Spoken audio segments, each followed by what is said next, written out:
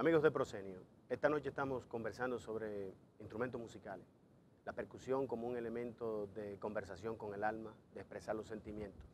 Y tengo aquí un gran amigo, Geo Ripley, quien como artista plástico y también percusionista, abogado de profesión, pues en el día de hoy viene a conversar con nosotros sobre un aspecto muy importante que era el que dilucidábamos, que era la parte del sincretismo religioso y la percusión como elemento cultural. Saben que aquí en Santo Domingo había trata negrera en la colonia. Esa trata negrera fue ocupando un lugar y en la medida que nos fuimos estableciendo como nación, los elementos culturales de la esclavitud han seguido persistiendo a través del tiempo hasta que hoy en día todavía tenemos elementos de esa cultura.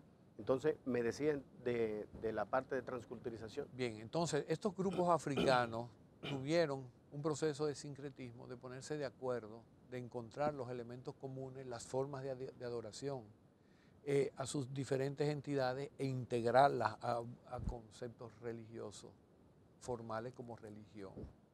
Eso es lo primero. Luego hay un encubrimiento que a través de la imagen del santo católico se adora, digamos así, el santo africano. Se cristianizan Se cristianiza, y entonces ahí es donde vemos, por ejemplo, la tradición de que Belier-Belcán se corresponde a San Miguel Arcángel, Candelo, a un San Carlos Borromeo. Estábamos, exacto. Estamos en tiempos que en Europa se llegaba a Dios a través de los santos.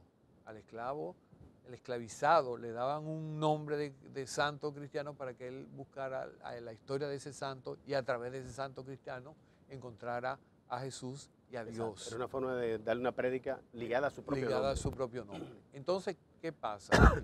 Eso es encubrimiento, recreación, y al mismo tiempo el africano unía los diferentes aspectos religiosos porque todos en una forma u otra formaban parte de la divinidad.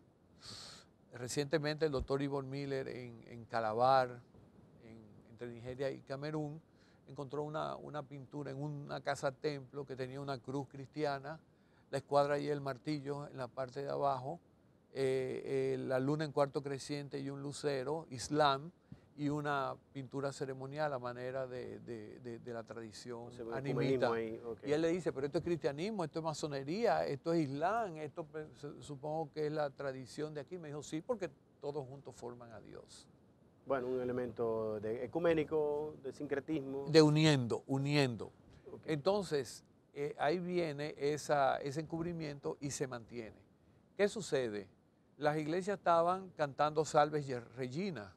Yo, por ejemplo, en una grabación encuentro una salve criolla haciendo una invocación a los misterios, a que vengan al estado alterado de conciencia, pero el coro lo que habla es de Regina, de la Virgen María. Yo cambio el tempo, cambio la letra y la pongo en latín y sale algo así como Gratia Marin Gratia, Ingratia Marin Gratia, Ingratia Marin Gratia, Maria Virgina Venianon.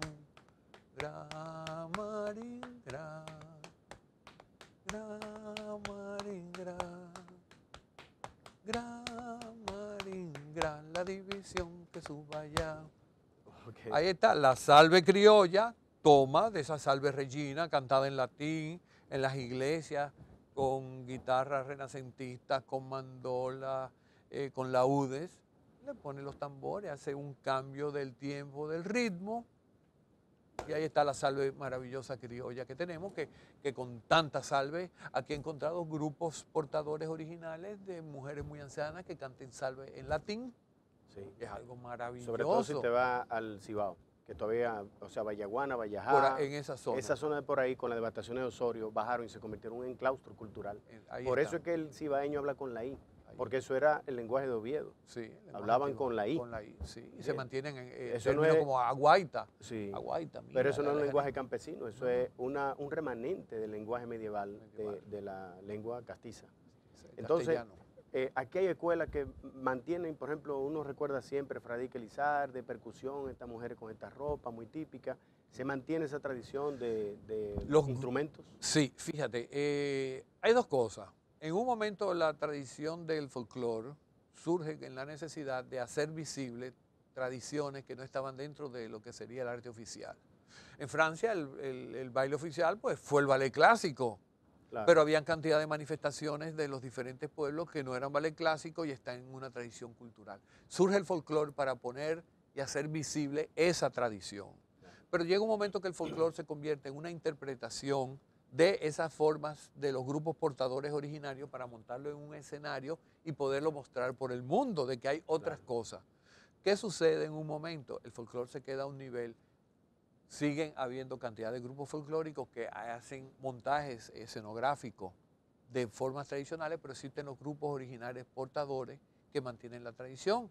Tenemos dos de estos grupos importantísimos que son la Cofradía de los Congos del Espíritu Santo de Villamella y de toda la sabana del Espíritu Santo, porque tenemos celebraciones del Espíritu Santo en Baní, tenemos en Cotuí, tenemos en toda esta zona. El Espíritu Santo es algo muy importante. Y después la tradición del Teatro Guloya, de los grupos que migran de las Antillas Menores. Esos dos grupos son originarios portadores, pero hay cientos de grupos que mantienen la tradición. Sí, la cofradía eran para una comunidad encargarse de que la iglesia le construyera una ermita o algo, para ello adorar entonces su creencia. Exacto. Ok, nosotros vemos, por ejemplo, que en nuestras tradiciones la tambora es el único instrumento de percusión portátil realmente. Quizá por eso tuvo esa expansión en nuestro folclore. Porque un tú te tienes que tocar sentado. Sí, sí. Cualquier otra percusión son elementos. Los palos tienden a ser más grandes.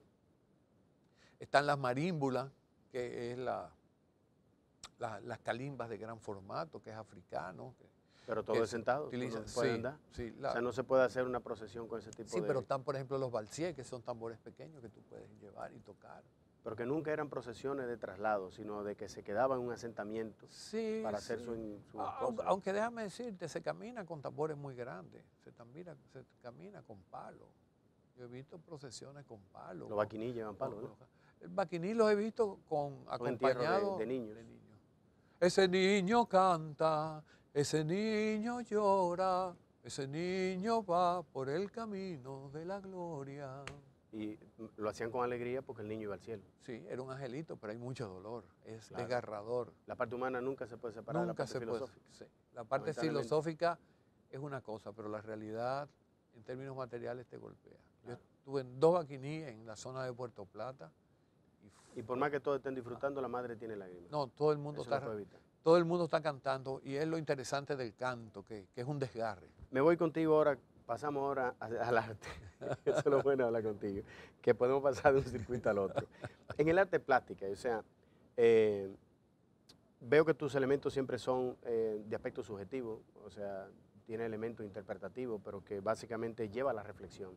Todo arte tiene que llevar una reflexión, aunque Oscar Wilde decía que todo arte es inútil, y eso es algo que lleva a la reflexión, porque tú dices, bueno, la Venus del Nilo, ¿a qué sirve para la miseria humana? Pero todo lo que sensibilice el alma, la sutilice y le prepare para elementos superiores de razonamiento, ayuda a que ese sea el mundo ideal, correcto, aunque el mundo real sea otro. ¿Sabes lo maravilloso de la Venus de Milo? ¿Cuál? Que perdió los brazos. Sí, pero fue por el tiempo. Pero ¿sabes por qué? Porque era una mujer mirándose a un espejo. En su vanidad. Y ahí se destruyó. Y por suerte se fueron los brazos y lo que ha quedado ha sido la belleza trascendente. Lo que no le pasó a Narciso, ¿verdad? Podemos decir que Narciso se ahogó entonces. Sí, mirándose de bello, ella perdió su vanidad y se convirtió en un símbolo de la belleza. Maravillosa. Sí, o sea, básicamente el tiempo, el infinito ser del tiempo. Mi queja aquí, por ejemplo, con el artista plástico es la falta de dominio de la forma humana y de la expresividad humana en los rostros. No lo crea. ¿Hasta dónde eso es real? Yo pienso que nosotros tenemos artistas que tienen una fuerte conexión con la anatomía y con... Nosotros venimos de una tradición muy formal, muy española, de la Academia San Fernando de Madrid, con todo este grupo de exiliados políticos que llegaron aquí. Con Celeste Bocigil era un retratista de primera. Extraordinario, que por cierto, ahora mismo hay una magna exposición en el Palacio de Bellas Artes. La madre. Sí. A Celeste Bocigil tuve la oportunidad de conocerla con la familia de Gregory Bocigil, que es un amigo mío de infancia. Okay. Y yo recuerdo que yo llegué a la casa y vi a esta señora. Y lo que me sorprendió fue ver que el cuadro y ella eran lo mismo. Sí. Pero ella se pintó, o sea, ¿qué es esto? O sea, una réplica de la... Sí, sí, fue una gran artista. Hicieron la exposición en Blue Mall y cuando yo entré al lobby, que vi el cuadro, y ese cuadro lo conozco yo. Claro. Tenía 25 años que no veía ese Te cuadro marcó. y Bueno, inmediatamente lo reconocí. está ahora mismo en el Palacio de Bellas Artes, en el Gran Salón de la Rotonda, donde se ha hecho una exposición que en la noche inaugural yo dije que debió haberse hecho hace 40 años, por lo importante que es Celeste Wosis Gil Claro. en términos de la definición de una pintura dominicana. Sí, señor. Y dime una cosa, ¿tu exposición está también en Bellas Está Artes? también, ella está en la parte de la cúpula y yo estoy en el Salón Español del primer piso. ¿Cuál reflexión es la que tú llevas en tu arte? O sea, ¿qué tú pretendes llevar a la reflexión interna, reflexión social, espiritual? ¿Cuál es el gol tuyo? Yo pienso que lo importante en el arte es que genere una reacción y que esa reacción te lleve a cuestionarte. Esta exposición que ahora mismo está en Bellas Artes, estamos celebrando los 50 años de mi primer óleo que pinté a los 16 años, cuando era un niño, que fue un Cristo, el Cristo de la sombra. Tiene una sombra totalmente geométrica. Okay. Y lo pinté sin saber técnica, sin saber proporción, sin saber nada. Y es una pintura totalmente intuitiva. ¿Ha envejecido el cuadro? Con sabiduría. El cuadro. Hay mucha gente. Yo he añejado en buenos alcoholes. Como diría un amigo. Dorian Gray. Bien, vamos a hacer una pausa. Volvemos en breve con nuestro amigo Geo Ripley y vamos a conversar ahora sobre la parte de arte plástica y el mundo de Geo Ripley.